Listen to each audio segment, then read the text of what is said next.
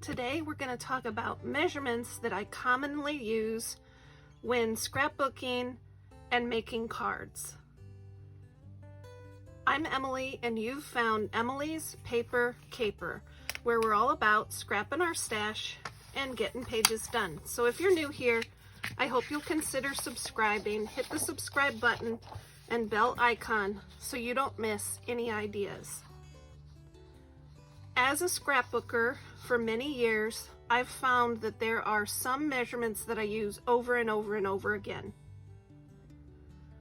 The main ones are to create card bases out of 8.5 by 11 cardstock and card fronts, also from 8.5 by 11 cardstock, and photo mats, usually out of 12 by 12 cardstock.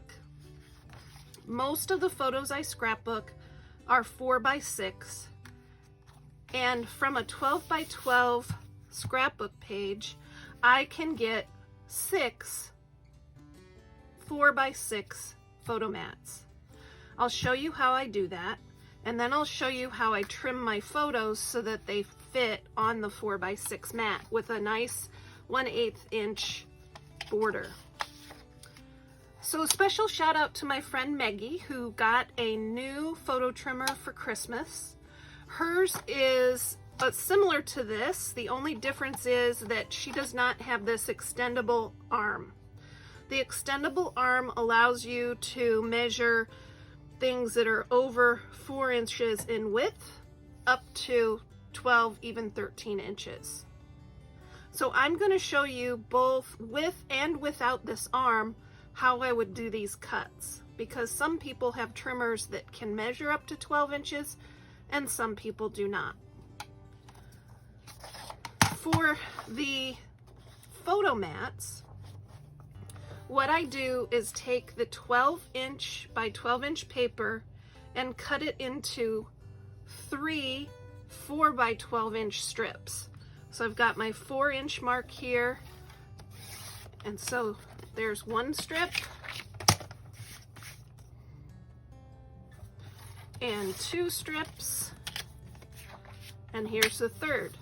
Now, if you have the extendable arm, you can simply cut these in half at 6 inches.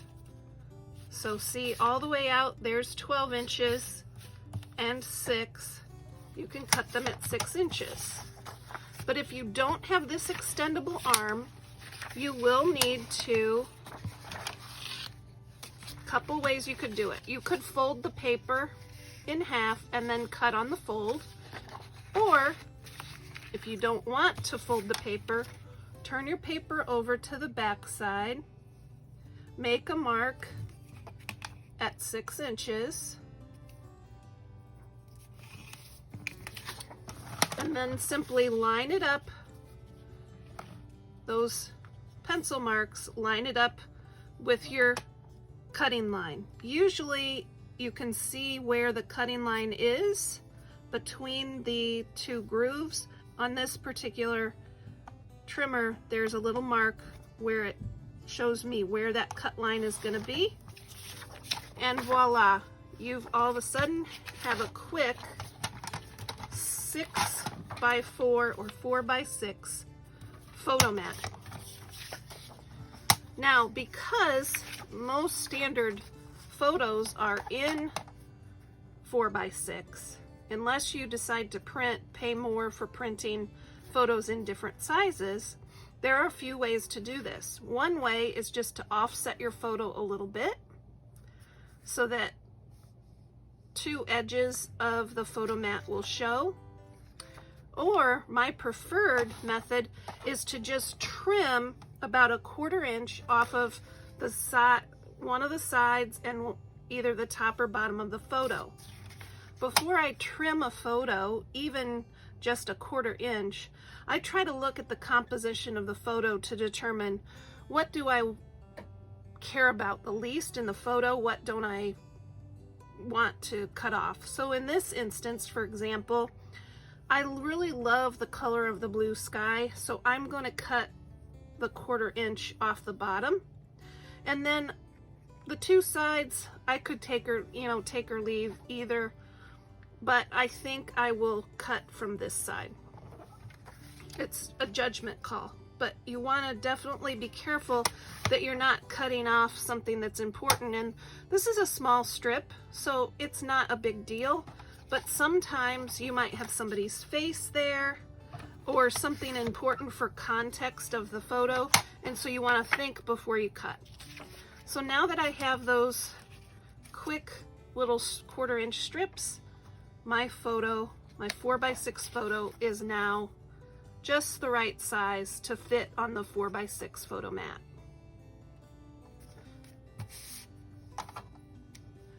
Next, I want to show you how I make card bases. Most of the cards that I make are for an invitation size envelope, which is A2, and they look like this once they're cut. For an 8.5 by 11 cardstock, you can get 2 of these card bases. All you have to do is cut it down the middle at 5.5 inches. It's easier if you have the extendable arm because you can simply line it up, find 5.5 inches, and make your cut. If you don't have this extendable arm, that is okay. Don't worry about it. Just get your handy dandy school ruler out and find your 5.5 inch mark. Place it back in your trimmer and find that trim line and line up the paper so that it is right at that trim line. And from these 2 half sheets of paper, you're just going to fold in half. And voila, you're ready with a card base to decorate. You can decorate the plane, stamp a sentiment, you can decorate it in any way. For my 4.25 by 5.5 inch wide card base, I want a card front that allows for 1/8 inch border. So that means I need to trim my card front to be 4 by 5.25.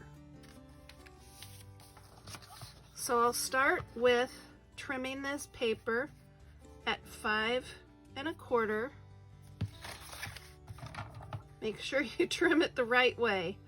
So 5.25, and then do it again, 5.25. You'll end up with a strip. You can save this. That could be a good border. And then you want to trim at 4 inches. And again, at 4 inches. Let's do this paper. At 4 inches. And again at 4 inches. And I'm left with 4 beautiful card fronts ready to decorate my card bases. I will leave all of these measurements down in the description for you to reference.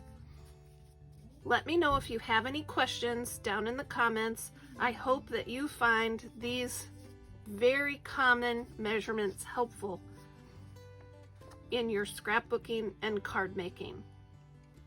Let's keep on scrapping.